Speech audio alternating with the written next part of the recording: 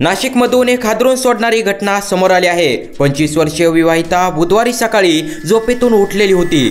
खूप भयंकर घडलं। सकाळी शौचास म्हणून गेली आणि पुढे काय घडलं पाहण्याआधी मराठी न्यूजला जरूर सबस्क्राइब करा।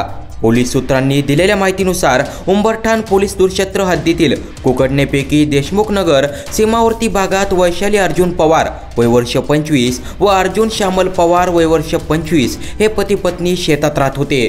चारित्र्याच्या संशयावरून दोघांमध्ये नेहमीच भांडणे होत होते।